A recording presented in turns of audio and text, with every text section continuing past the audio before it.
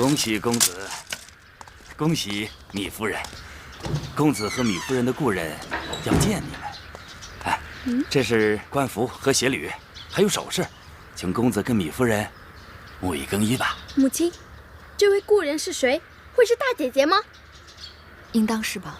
总算盼到了，大公主终于要见公子和夫人了。可怜天剑，可不是嘛，可不是嘛。有劳议程，容我们母子梳洗更衣。好，好，我在院外伺候着。哎，快，把东西放下。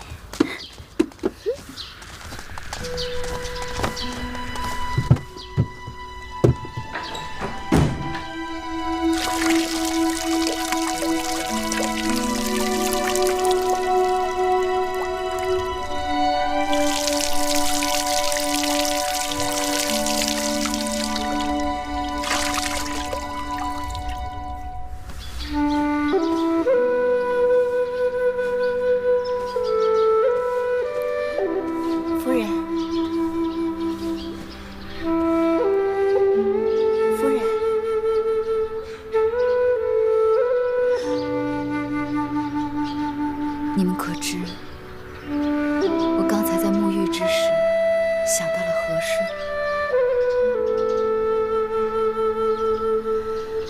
我是在泡进温暖的热水之中，恍然觉得能有这么个热水澡洗，就算即刻死了，我也甘心。夫人，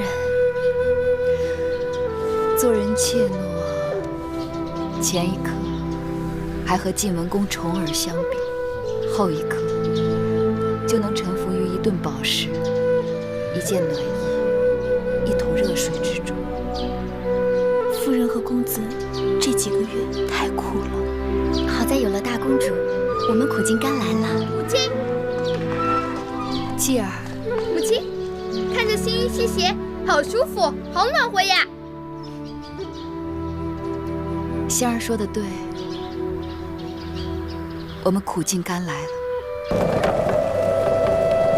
这，公子这衣服真好看。这，公子还冷吗？一点都不冷。母亲，待会儿大姐姐会给我们吃什么呀？公子馋了。大公主召见夫人和公子，为什么不在燕宫里，却要去黄金台呢？适才我也疑惑。母亲，继儿想，燕国是以礼贤下士而闻名天下，世人皆知黄金台，而不知晓燕宫。大姐姐在黄金台召见我们，应该另有一番含义。公子说的有道理。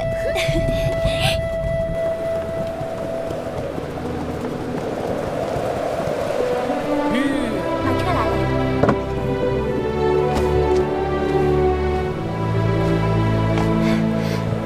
夫人。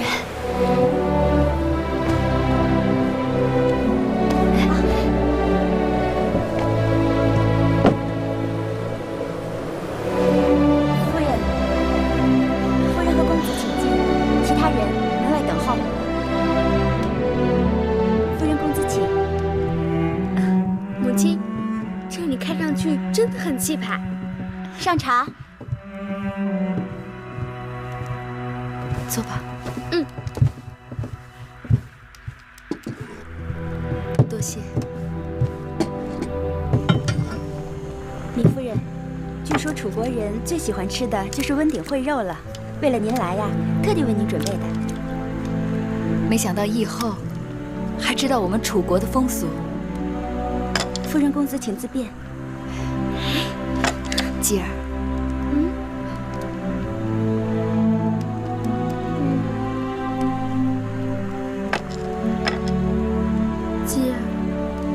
继儿等大姐姐来，继儿不可军前失仪。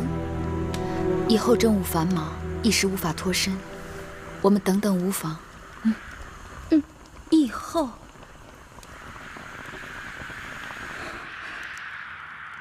怎么？难道请我们来的不是以后？世上真是有人死要面子活受罪，已经急火烧肠了，还硬撑着要见你心仪的以后。可惜以后以视你为婢女。怎么是你？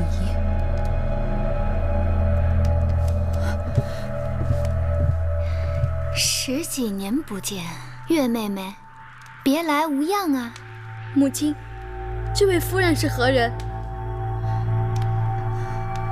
他是母亲楚国的故人。想来，这位就是秦国质子公子季了。我是何人？我不仅是你母亲的故人，还是今日设盛宴款待你们的主人。我夫君一人之下，万人之上。我是燕国国相的夫人。今日也是你一手安排。看起来你确实穷途末路。听到杯盏之声，就这么快奔到我这儿来了。这黄金台华宇楼阁，这厅内温暖如春，该没有让你失望吧？哼，富贵不过是过眼云烟而已。的确是过眼云烟。你给秦王当印妾，刚刚享用了几日富贵，就被赶出秦国，茫茫如丧家之犬，急急如漏网之鱼，可喜可贺啊！依仗权势，虎虎之威，一手遮天，难掩天下之目。我不图掩天下之目，只让国相对我言听计从，已足矣。既然妹妹到了燕国，我该尽地主之谊，全力款待才是。这么说，让人偷去我的钱财，放火烧了我们的住房，也是你一手谋划？哪里用得着我谋划？勾勾手指，便有无数人争着去做。无耻！米夫人且慢，既然你如此有骨气，为何对我的施舍受之不却？什么施舍？我绝对不会要的。这虬长凤履并非凭空而来，你和公子身上的每一寸履，都是拜我所赐。你我言语不合，话不投机，物归原主才是正理。米夫人，请吧。这冰天雪地、赤身露体的，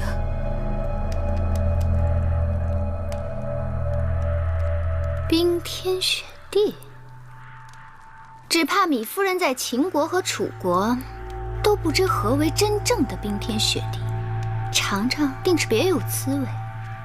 但赤身露体从这黄金台走出，却有碍风化。赵臣在。米夫人，这是我在大街上从2个冻死的乞丐身上扒下来的衣裳，也许正适合你们2人的身份呢。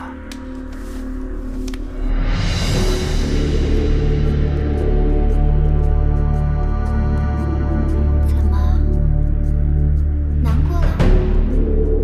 从楚国到燕国，这么多年，我日日都盼着这一刻。你对我也就算了，继儿不过就是一个孩子，你们为鬼为魅，你冲我来啊！也是，衣不遮体，赤着脚走回去，说不定就冻死在半路上了。你若心疼儿子，不如此刻就跪在我脚下，承认你是个贱人，是个从小就不知廉耻的贱人。我或许可让他留住身上的每副裘皮。母亲，继儿不要这衣裳。继儿，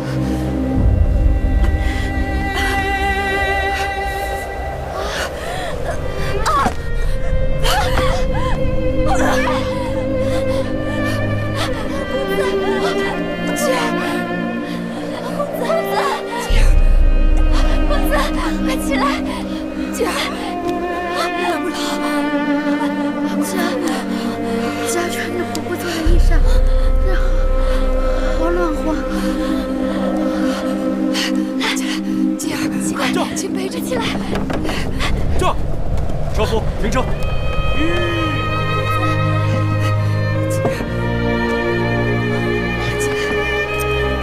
快起来！快起来！你们是何人？为何困顿在这大雪之中啊？我们是秦国之子，这是米夫人和公子季。在下苏秦，在秦国与米夫人曾有过一面之缘。快请贵人上车。多谢，快点儿，多谢。来上车，公子，上车。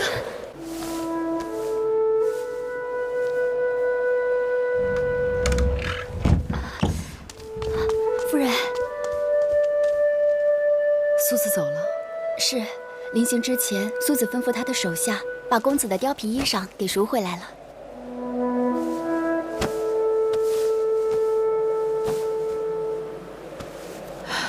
苏子救我和继儿于危难，并为我们请医买药。苏子说：“世态炎凉，万物刍狗。”他让我们好好照顾夫人和公子。他说，若有什么急需，我们可以去黄金台找他。亏得魁姑没有看到我等的遭际，否则岂不让他心碎？那个米音简直是个邪魔恶鬼，定不得好报。香儿，你可去打听了，那米音是如何到的燕国？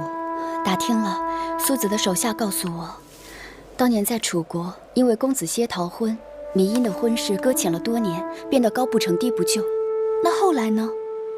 后来米音嫁到燕国，本来是想做燕国王后的，可是没想到齐国趁火打劫，从中插了一手。那米音千里迢迢嫁到燕国，还没做成王后，却险些做了乱刀下的亡魂。再后来，她就遇到了那个做了多年官夫的郭伟。当时的乱象可以想象，郭伟依仗秦国和赵国的力量平乱，又被燕王拜师拜相，定会让米音不顾一切地投入他的怀抱。而米音楚国公主的身份，也让郭伟倍感荣耀，因而对米音百依百顺。怪不得那个米音敢如此嚣张呢。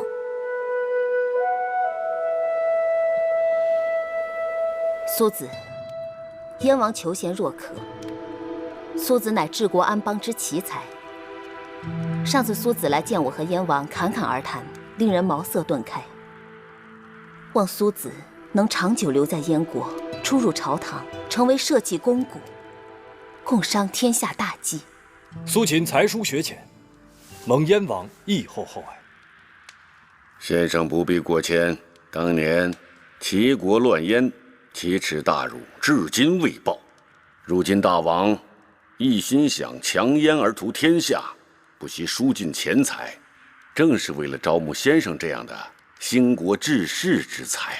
齐王骄横暴虐，遭各国诸侯愤恨。大王想学习国耻，并非难事，但眼下齐国国土广阔，人口众多，以燕国一国之力攻打齐国，很难一蹴而就。不如联络赵、楚、魏、秦等国，结盟立约，共同讨伐。苏子所言极是，郭国相与诸国结盟立约，当为眼下头等大事。大王，微臣一定照办。在下还有一言，不知当说否？请说。大王既然打算与诸国结盟，就该善待诸国之子，免得因为他们的不测之祸而与他们的母国生出龃龉嫌隙。请先生明示。昨日，在下回黄金台驻地，偶遇秦国质子公子季和他的母亲米夫人，他们蓬头垢面，衣不遮体，挣扎在风雪中。幸好在下发现，把他们送还驿馆，不然必定冻死在大街上。此事当真？绝无虚言。国相，我曾说过以礼相待，这又是怎么一回事？以后定是微臣属下疏忽，办事不周。望国相查明原委，尽力补救，切莫耽搁。微臣这就去办。微臣告辞了。国相慢走。母后，那寡人也回宫了。去吧。大王慢走。义后，苏秦告退。苏子请留步，我有一事向先生讨教。义后请讲。青青，再去给先生倒一杯热茶来。是。苏子请坐。看来芈月他们真的遇上麻烦了。难道义后对芈夫人的现状毫不知情？我本是恨芈月当年对苏子无情，不想再与他有任何纠葛来往。可刚刚听先生说，他和公子季差点冻死在风雪之中，又让我忍不住牵挂起当年的情谊，心有不安。苏秦离开秦国，义后为何要责怪于芈夫人呢？难道当年不是他在中间作梗？当年你父王重用张子，弃用苏秦，实乃对朝臣的权衡之术。你父王并非昏君，若不是他心中也有疑惑，怎会听从后宫嫔妃一人之言？苏秦投诉客舍，那客舍老板对我百般刁难盘剥，逼得在下不得已才离开咸阳。这就更怪不得芈夫人了。虽然如此，可眼下芈月见罪于秦国会后，她不希望我厚待芈月，所以我不见芈月，实在是情非得已。您身为燕王的母后，会后怎可在旁指手画脚、肆无忌惮？别人不明白，难道你还不明白我这个母后是怎么来的吗？当年秦国的兵马辅保我们上位，眼下朝中卿大夫也不全服我们，列国也轻蔑我们。我们唯一可以依仗的，只有我的母国。我不能得罪，更不能得罪如今的秦王和他的母后啊！不知义后在燕国竟这般之难。苏秦来晚了。不晚，只要你能来，往后我在燕国的每一日都会不一样了。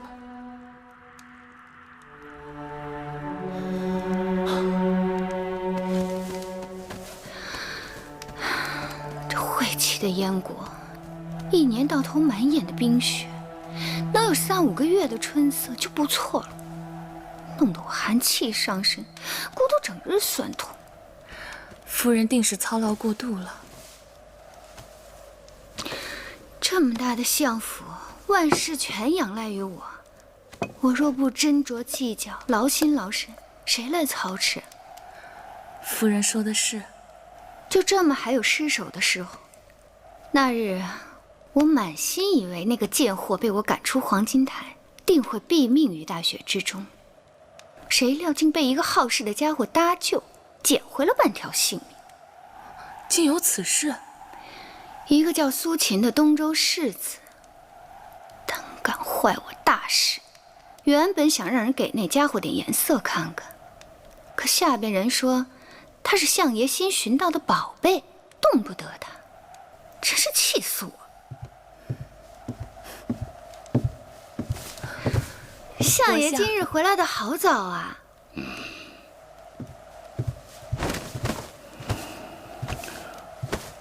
下去吧。是。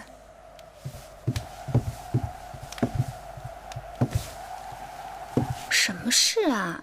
进门就冲我耷拉着脸。夫人，你与那秦国质子有何过节？一定要置他们于死地？相爷的话真好笑。我与他们有何过节？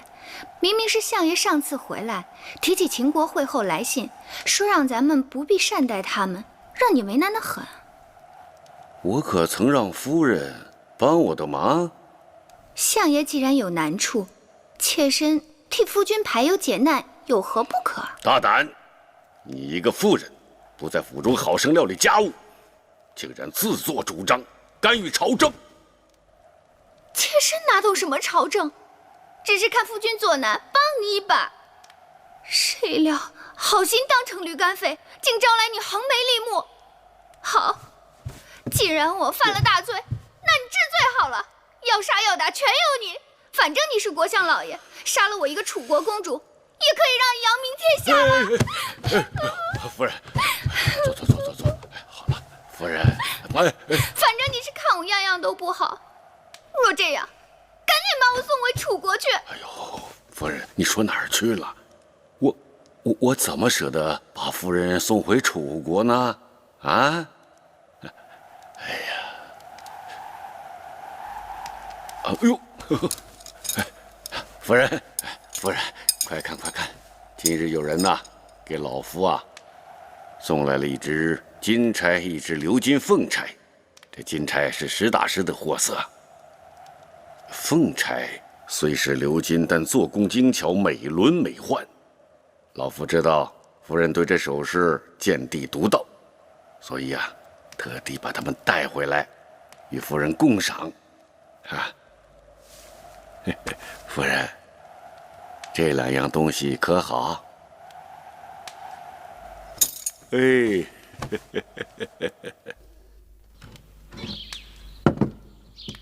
黄金台之事已经查明，是国相夫人所为。我记得国相夫人也是楚国的公主，难道他们相识？我询问过一些人，没有人能说出所以然。若不是他们曾经有过节，那国相夫人的所作所为很有可能是国相的意思。你为何不明示国相，不要难为芈月母子？你真以为燕国的大权在我和侄儿手上吗？名义上侄儿是燕王，我是燕王之母，可实际上朝堂的政务还不都是郭伟一手包揽。我若因为芈月公开斥责他，与他有了嫌隙，那朝堂上就无人可依仗，岂不因小失大？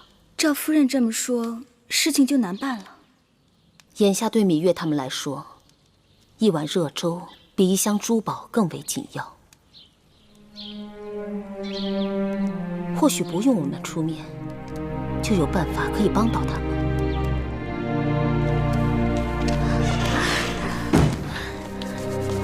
夫人，怎么没卖出去？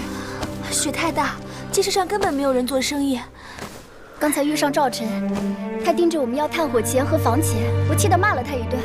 他给的炭火根本就点不着，还有这破房子四面透风，可房钱都快赶上一间上等的贵客房了。骂他又有什么用？他说了，我们4个人住在一间房，房价自然要翻番。他还说，若不是他心善，早就把咱们赶到街上去饿死冻死了。你们一定累坏了，喝口水，歇一会儿。哎呀，都结冰了。慧儿，你这是……自从屋里断了炭火，日日都是灰姑姑和香姑姑把陶瓶抱在怀里，母亲和我才能有水喝。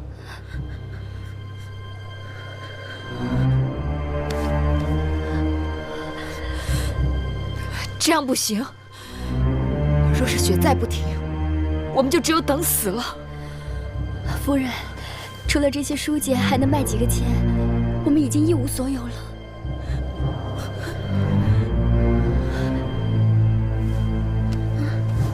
母亲，既然这件衣裳，也可以换点钱来。不行，吉儿不可以没有这件衣裳。有了钱，有了炭火，有了吃食，吉儿就不那么冷了。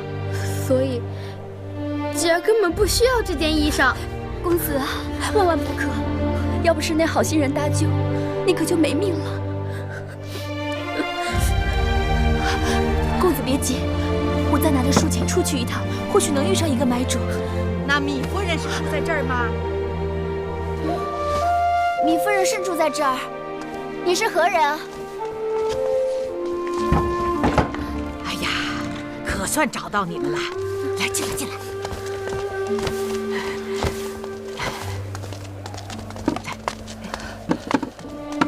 这位可就是芈夫人。是。老身是西市的牙婆，人称五婆。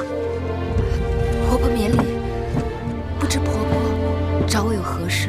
是这样的，那个陶隐，陶老爷，前些日子偶然在夫人的女婢手上买到了几卷《诗经》，欢喜得不得了。今日陶老爷亲自找到我，无论如何让我来叨扰夫人。这是陶老爷让下人送来的竹简，烦劳夫人为他们家抄录一份婚姻礼仪方面的试婚礼。这个是半担疏米，这个是一担炭火，还有些许钱。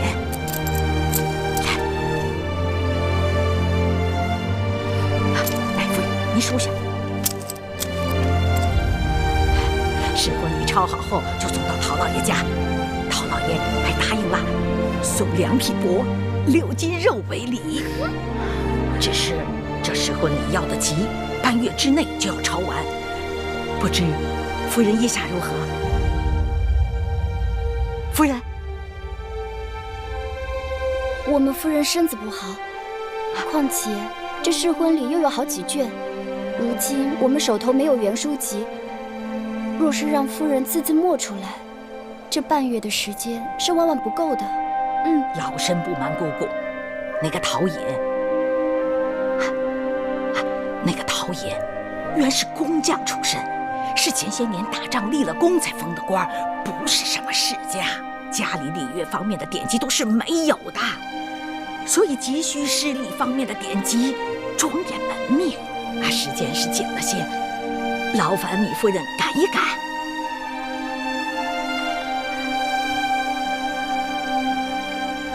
要不我去找陶隐商量，再加点礼，如何？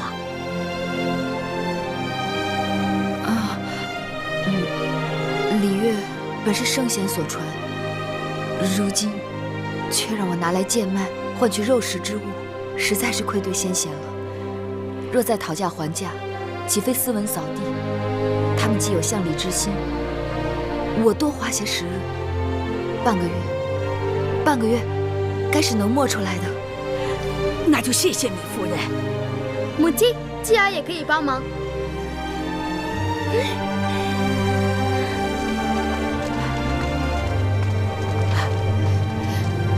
夫人留步，老身告辞了。谢谢王侯少爷。哪来这许多礼数啊？帮你们就是在帮我自己。陶隐说了，以后家里的所有典籍都有劳夫人抄录，夫人以后有的忙了。行，半月之后我再来驿馆找夫人。好，告辞了。谢谢婆婆，谢谢婆婆，慢走。半担疏米，一担炭火，抄好后还有2匹帛、6斤肉，有许多典籍要抄，母亲和我有的忙了。是啊。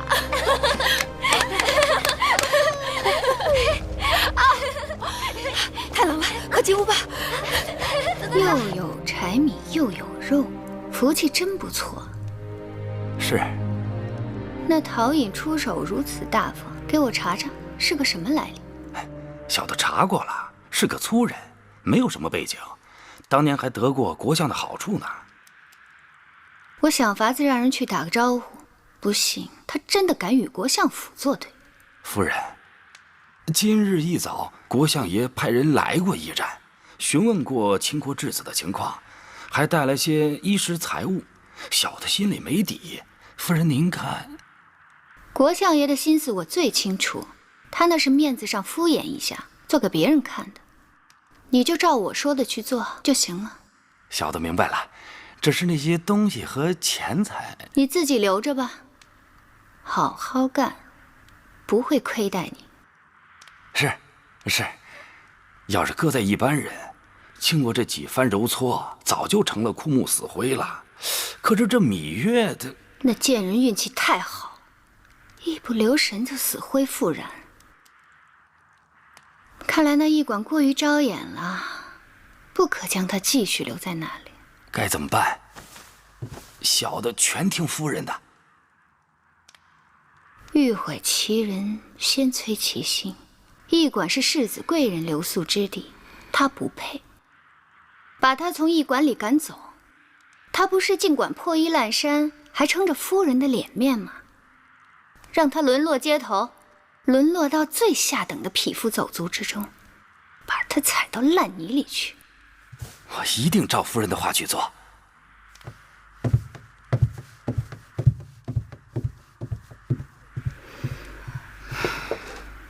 夫人，何事？灵儿担心。担心什么？担心相爷。既然米夫人，那个贱人已经沦落至此，再无翻身之日，夫人何苦再劳心劳力？不妨由他自生自灭，免得让相爷知晓，心中不喜。他喜与不喜关我何事啊？我喜不喜才是要紧的。那个芈月，她活在世上一日，我就不喜一日。更何况，那秦国质子也是相爷的烦心之事，最好无人与他提及。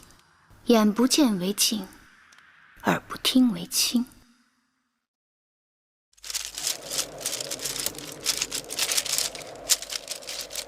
这是婚礼的最后一卷，明日抄完，婆婆就可以拿走了。这其中也有公子的功劳，姑姑要怎么犒劳公子才是呢？婆婆会带来肉，对吗？是啊。哼，季儿好想吃肉，我要饱饱的吃一顿大肥肉。好，大肥肉，母亲答应季儿。李夫人，李夫人，小的有礼了。有何事？这间屋子整理得干干净净的。哟，这屋挺暖和呀，还有这个大火盆呢，你看，这烧得不错嘛。我们好像不欠你房钱。哦，不欠，不欠。也未向一城赊账。哎，没赊，没赊。那既然无事，一成还是自便吧。没看夫人忙着呢吗？那咱就长话短说。李夫人，过2天这驿馆啊要来贵客，所有的房间呐都包出去了，啊，也包括这间，所以呢，就劳烦你们几位另谋他处吧。啊？什么？你要把我们赶出去？不是赶，是请出去，请出去。按照规制，各国质子来往都住驿馆，你把我们赶出驿馆，是何道理？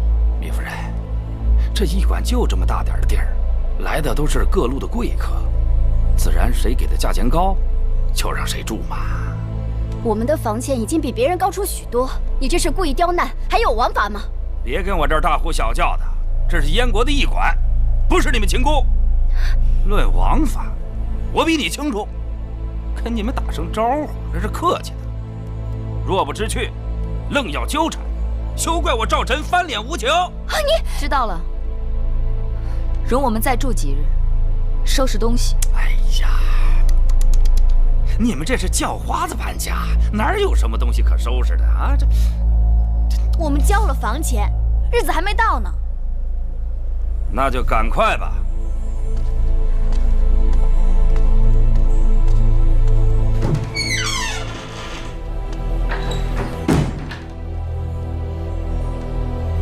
他们想赶尽杀绝，好在快要开春了，想饿死、冻死我们，没有那么容易了。可我们离开驿馆，能去哪儿啊？天地之大，还能没有我们的容身之地？可是公子与夫人的身份尊贵，是龙血凤髓，贤身贵体，怎可浪迹于街市？身份既不能当衣穿，也不能当饭吃，计较它有何用处？堂堂正正，德配天地，自然尊贵。母亲，吉儿早就受够了这一城的恶气，离开这儿，我们不受他来管束，反而活得更畅快些。吉儿说的有道理，可是离开了这儿，我们就离燕国王宫更远了。那要是大公主再找我们，我已经不指望大公主了，还是靠我们自己吧。母亲，你放心，还有我。舅舅说过，要我帮助母亲，我是母亲身边的男子汉。好孩子，吉儿真的长大了。可是，舅舅他在哪呢？他能来帮我们吗？你舅舅。萧然，只怕他也很难。魏将军，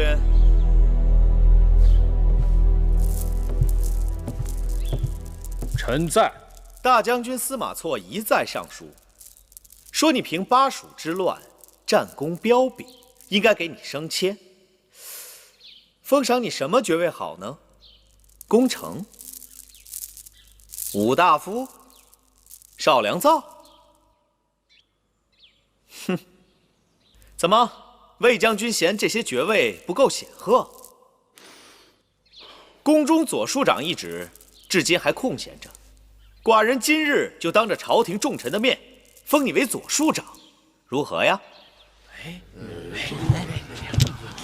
大王，这我等也上过战场，战功赫赫，凭什么他当左庶长？凭什么呀？凭什么？看来这朝堂上有雄才大略、胸中甲兵的，不止魏将军一个人。若想让众人心服口服，只好实力说话。不如魏将军与这几位力士比试一番，我们点到为止。只要魏将军打败了孟奔、乌霍、任比他们当中的任何一位，这左庶长就是你的。但是如果你输了，这左庶长一职只好让孟奔来做了。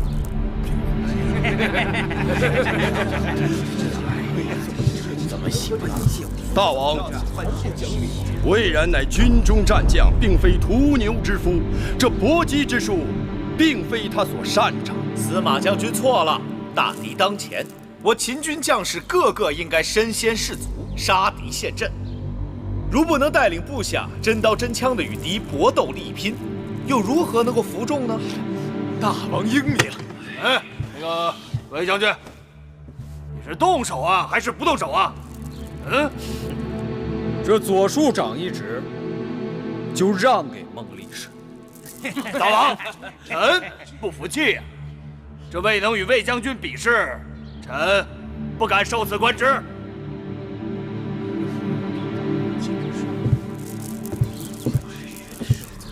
大王，此事荒唐，不可。楚离子，大王自有大王的道理。对啊，有什么不可？王叔，寡人让部将比试武艺，秉公任职，无偏无私，还是一战定功名吧。大王，大王！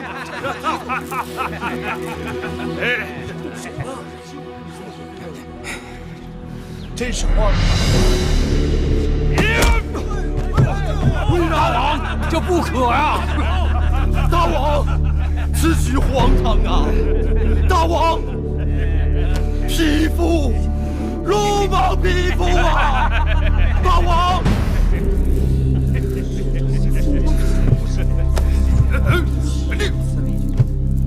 臣请卸甲归田，免受匹夫之辱。司马将军，切不可意气用事啊！既然输赢已定，比斗到此为止。寡人言必信，行必果，封孟奔为左庶长。谢大王。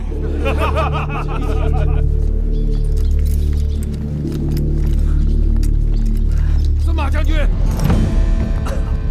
司马将军，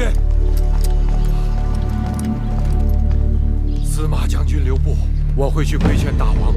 司马将军不要做意气之争。大王任由匹夫侮辱沙场将士，令人心寒呐。其实他视我为眼中钉、肉中刺，并非一日两日。我今日辞官，也只不过是早一步抽身而已。否则下一次被羞辱的便是我了。司马将军，您是先王托孤重臣，若先王有知，看到今日场景，只怕会死不瞑目的。楚离子，我只问你一句：你当年在先王面前用尽心力，百般劝说，就是要保这个太子，如今这样的大王，这样的大秦，你可有后悔？你明知道我的心思，我……好了，不说了，不说了。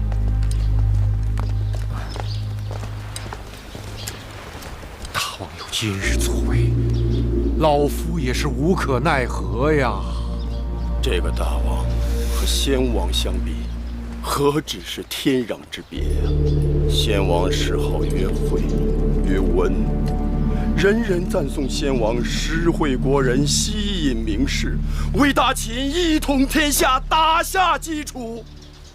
可那一统天下是要用军功，用谋略，不是依靠几个牛马般的莽夫去横冲直撞。什么秦国第一勇士，凭力气大，就可碰大将军。大秦岂不成了诸国笑柄？牛马力气最大，只配拉车耕地，只配宰了吃肉，能争胜天下吗？司马将军，数百年来，秦国用的是勇猛武将征伐天下，若都是手无缚鸡之力，光凭口舌，能打得江山，收复人心吗？再者，你怎见得大王手下的力士们都是有勇无谋呢？大王心胸博大，立志要学周武王。那攻得王城，夺得九鼎，完成王图霸业，是要搏命的。说不定还真靠不上你司马将军，而要靠那些勇猛力士。甘有下，你怎能火上浇油？少说两句，替我留一留司马将军。司马将军人才难得，若能另有高就，你我何苦耽误他前程？走吧，司马将军，不必再与他们浪费口舌，物以类聚，人以群分。他们哪知倒行逆施，必有报应。魏然，你信口雌黄，当心杀身之祸！甘右相，不用吓唬人。群臣离心呐，大祸已经在眼前了。你们要谋反？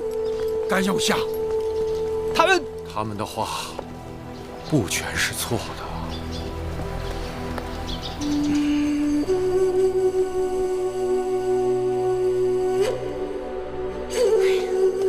说好了是半个月的，这都过了多少时日了？巫婆不会忘记了吧？巫婆会不会生病了？她若是病了，那陶老爷也会让伙计来去抄写的试婚礼啊。难道他们不想要了？这香儿日日都到街头去寻巫婆。今日无论是否能找到，我们都要收拾行李，准备明日搬出驿馆。可是我们能搬到哪儿去啊？这炭火没了倒也罢了，反正马上开春了，一日日会暖和起来。可是我们的黍米都已经吃完了，就连烛火都快点完了。母亲，那个陶颖先前不是说有很多典籍让我们抄吗？我们若走了，他该如何与我们联络？谁还替他抄啊？先让他把那两匹帛和6件肉拿来再说。我猜测，其中定是有什么变数。此刻，我们只有以不变应万变。吉儿，帮母亲收拾东西吧。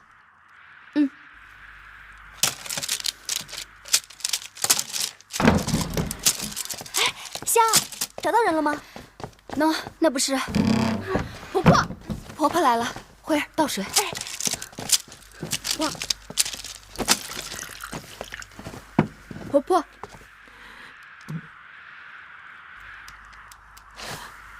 糜夫人，婆婆，我们日日都在等你，你怎么此刻才来啊？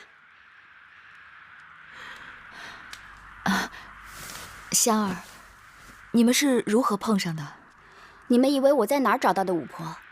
就在驿馆门口，她定是转悠了好久，见到我反而掉头就跑。糜夫人，巫婆，我对不起你们，我对不起你们。巫婆，看来你是遇上难事了，不妨说出来。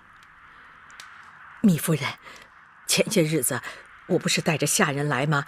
让夫人抄录试婚礼，可回去不到10日，那个陶尹就派人来知会我，说他改主意了，让你们抄的试婚礼他不要了，无论过去承诺过什么都不算数了。哦，当然那些柴米定金他是不会要回去的，只是答应的其他东西，2匹帛6斤肉，想都别想了。这个陶尹怎可这样言而无信？既然陶尹食言，婆婆就该早来知会我们。哎，只怕有些事情也不是他一个小小陶尹能做主的。糜夫人，我是想来知会你们的，我来过驿馆，可是被那个可恶的驿丞赶了出去，他说不许我再踏入驿馆一步啊！这个天大无雷轰的赵臣，谢谢巫婆告知我们实情。你若今日再不来，只怕日后也找不到我们了。你们要搬走？这驿馆已经容不得我们栖身，明日我们就要另寻落脚之处了。不知可有了去处？不瞒糜夫人，房舍租赁买卖，我们这些牙婆是行家里手，但是街头市井之地是那些贩夫走卒群聚之地，你们都是贵人，岂不是委屈了？当日舜也做过农夫，傅说也当过筑墙工匠，巫婆若能相助，我等定会感激不尽。包在我身上了。夫人，您请，您请。夫人，您应该是知道了，咱们这蓟城啊是东贵西进，东要西市。这西市既有引车卖浆之贼，也有偷鸡摸狗之徒。夫人，您可得多担待点啊！巫婆到了没有啊？到了，前面就是了。我们已经看了2家了，第1家都是下酒楼的卖艺人，第2家鸡飞狗跳都是摆摊贩的。我们夫人要求可不高，一是要清静，2是不要过于局促狭小，3是不必多说了，能清静就已经很好了。夫人放心，这一家是最好的，既清静又宽敞，保夫人您满意。不要！夫人到了，就是这家。甄嫂，甄嫂，就在这儿。甄嫂，甄嫂，开门！甄嫂，你们找谁呀？这屋里的主人。知道，这院里无人，只有鬼。别胡说。知道，回家。小孩子胡说，不可信的。走，知道。娘亲，我告诉他们这院里有恶鬼，婆婆说我胡说。哼，若是没有鬼，那便是谁住进去，谁就会变成鬼，谁住谁变鬼。你这妇人也是做娘亲的，如何教的小孩子？别理会这些人，回家。我不回家。嘿，你这小冤家，讨打呀你！走，怎么回事？别理他们。甄嫂，甄嫂，哎呦，你在家？我以为你出去了。哎，夫人，就是这家。甄嫂，来，我给你带客人来了，租你的房子啦。夫人，请进，请进，来呀，来，您到这边看，来，来，快，这边，您看看。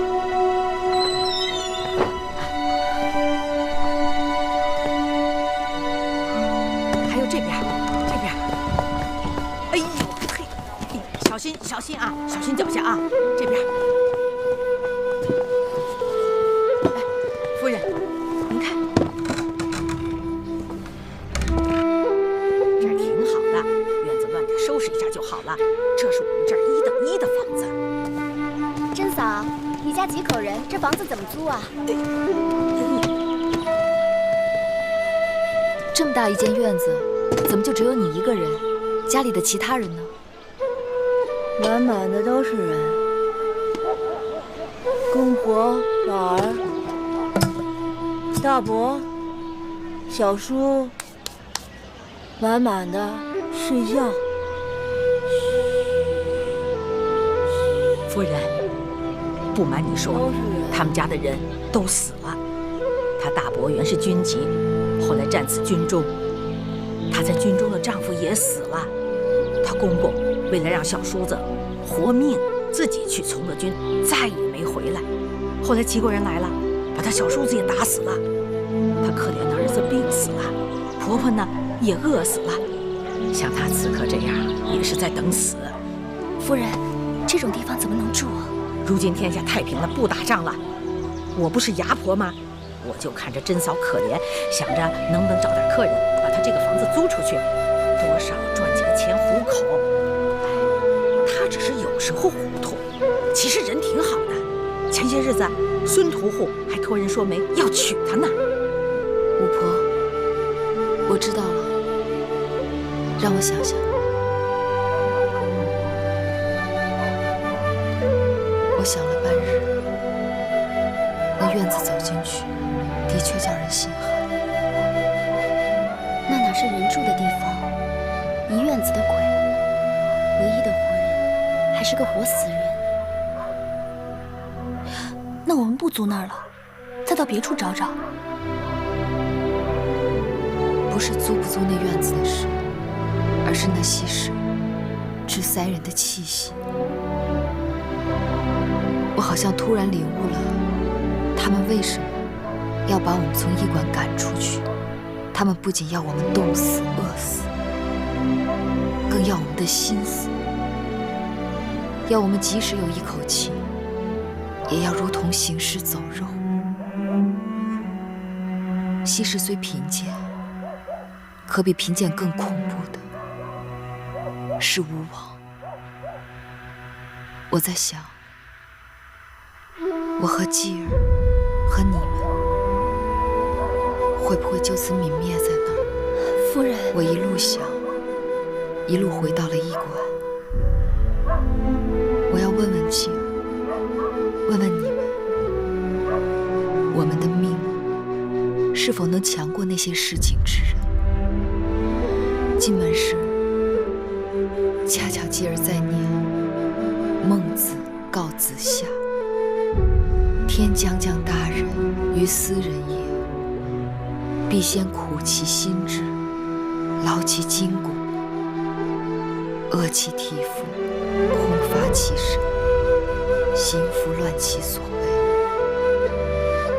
我明白夫人的意思了，我们收拾东西，明日搬家。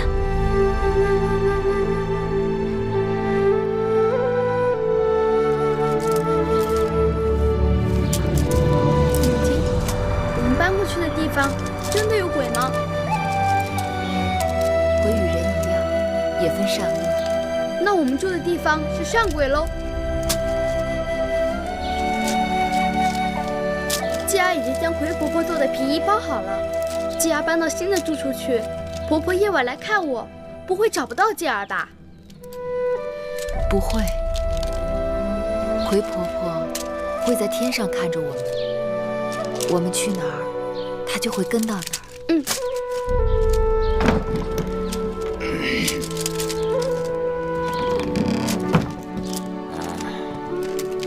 本议程来。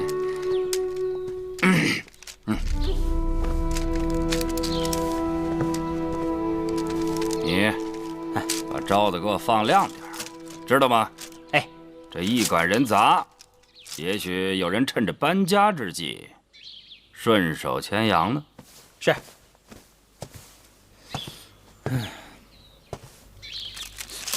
这什么呀？哼。公子，刚才夫人与公子说，鬼也分善恶，公子可见过恶鬼？公子在屋里好好找找，眼前就有。我找到了，是他。哼，枯骨死草，没几天了，就剩下嘴硬了。给我看着。是。哎，来，夫人进来。珍嫂，珍嫂，我们来了啊。儿，是宝儿，是宝儿。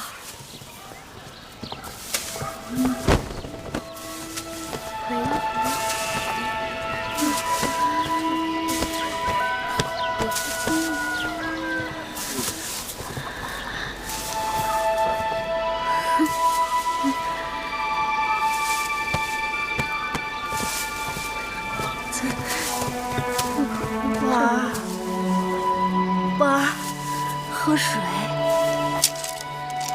大嫂，我叫银记，你可唤我记啊，我不叫宝儿。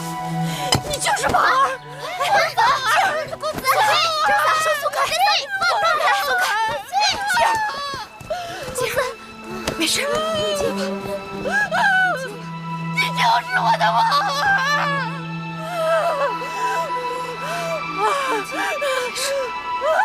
没事，姐。我去看看。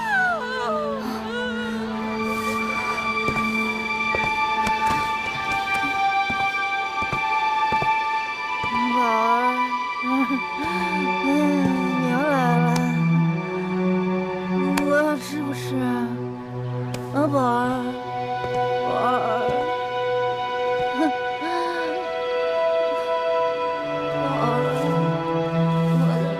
宝儿，是不是？宝儿，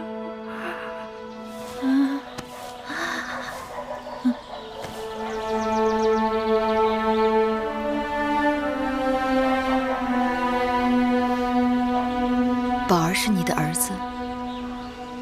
宝儿，好孩子。宝儿从小就懂事。你的孩儿，定是与我的孩儿差不多的年纪。宝儿自知做大王的时候，他6岁，然后后来齐人来了，他8岁，再后来秦人、赵人来了。宝儿多大了？宝儿多大了？你告诉我。宝儿病了，然后我抱着他。宝儿定是个好孩子。然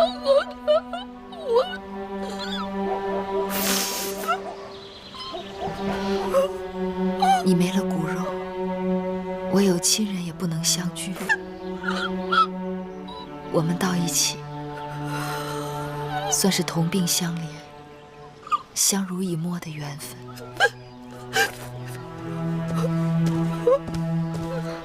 母亲，母亲，既然饿了，宝儿，宝儿，这有吃的。宝儿，这不行，宝儿，娘有粟米，娘给你做啊。娘，那你去做。娘有粟米，我去做啊。宝儿，母亲，这位大嫂有点怪异，她是不是得病了？她是患了思念儿子的病痛。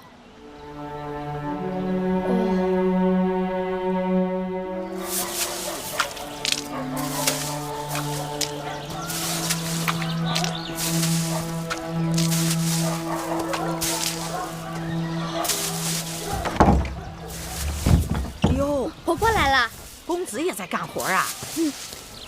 要不是刚才看到甄嫂也站在这儿，我真以为自己走错地方了呢。如此干净。宝儿，手凉不凉？不凉。宝儿好孩子，懂事。宝儿好。甄嫂肯说话了。懂事。难道她以前不说话的？宝儿。自从她的儿子宝儿病死以后，他整天只跟屋子里的鬼魂说话，除此之外便不肯开口。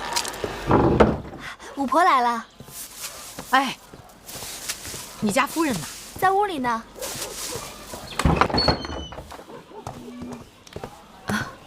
五婆来了，快坐。夫人，慧儿倒水。是。真能啊！米夫人，你们可真是贵人呐！无论到哪儿都给哪儿带来了贵气。你看，连好几年不开口的甄嫂都和我们说话了。五婆才是我们的贵人，让我等有了片瓦遮身、立锥之地，芈月敏感不忘。哎呀，米夫人，老妇是心中有愧，若能折些罪过，倒也好。米夫人，这些衣物可是宫里的东西啊。这虽然旧了点儿，但料子和针线那是上等的。五婆眼力过人。说起来，这些旧衣物还真不如一件可以挡风御寒的粗布衣裳实用。夫人哪里知道啊，这些针线手艺呀是能赚钱的。不知这些女工是不是夫人身边的人做的？婆婆的意思是，这针线可换衣食？岂止是换衣食啊，能换上等的衣食。不瞒婆婆，这些针线是我一个亲人亏骨，我的一个已经离世的亲人做的，但也有一些是我自己做的。若真能换衣食，那自然是再好不过了。原来米夫人，你也有这样的技艺啊！要是让夫人出卖针线，未免过于降尊临卑、居高就下了。我们此刻的处境，婆婆应当心里有数。举步维艰，几近山穷水尽，何况能自食其力，比仰人鼻息、寄人篱下来的硬气。既然夫人如此洒脱，那老身就直言了。在这燕国，除了宫中显贵、富豪世家，很少有人寻求礼乐典籍的。夫人的抄录生意虽然时不时有，但未免清淡。夫人不知，眼下燕国呀，这有了几日太平的日子，才着嫁女娶亲，权臣送礼作寿，再继承，那是日日都有的。好的针线，就是好的面子呀。看夫人您的技艺，盖世无双。凭这针线，只怕你活多到接不过来，还愁吃穿用度嘛。谢五婆指点。若这真是一条出路，那还要请五婆帮忙招揽生意。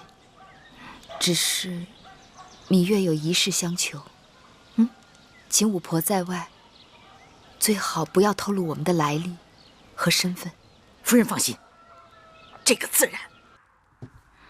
以后怎么样？芈月他们有消息了吗？左大夫告诉说，自从国相的手下去陶尹那边传了话，陶尹就不肯再帮忙了。因为您曾经有话不要提及这是宫里头的意思，左大夫也就不好再强求陶尹。芈月他们被赶出驿馆后，有人说他们好像搬去了西市，奴婢几次托人前往西市打听他们的去向，都杳无音讯。西市乃引车卖浆卑微之地，搬到那里栖身，岂不玷污了王家身份？更何况他们是秦国质子，对继承人生地不熟，离开驿馆，他们该如何活命啊？是啊，芈月他们这次真的难了。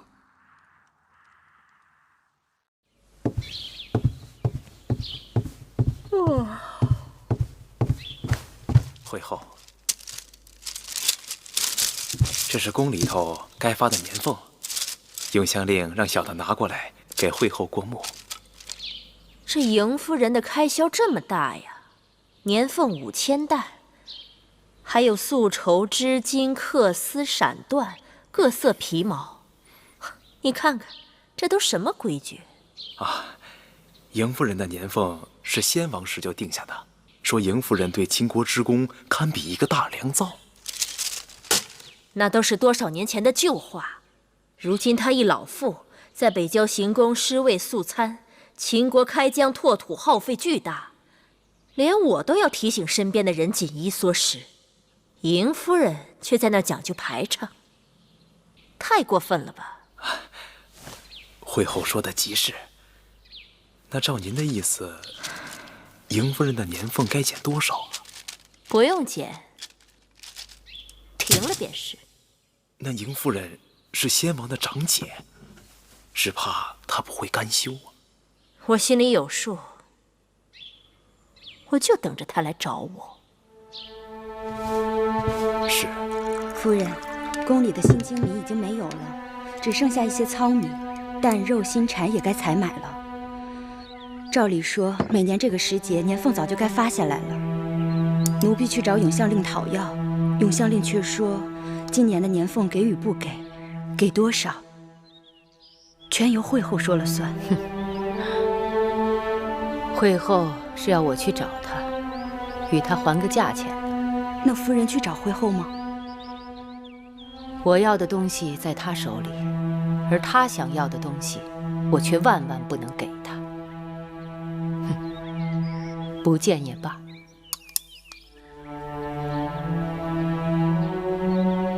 我知道，这宫里少不了柴米油盐。春天到了，咱们可以在宫里自己养些个鸡鸭，再在那洼地里种些个麦蔬。夫人，我还没有老到无法夜爬扶犁的地步吧？是夫人。他们都是从小和你一起长大的兄弟，你从秦国回来，重新做他们的首领，应该是得心应手。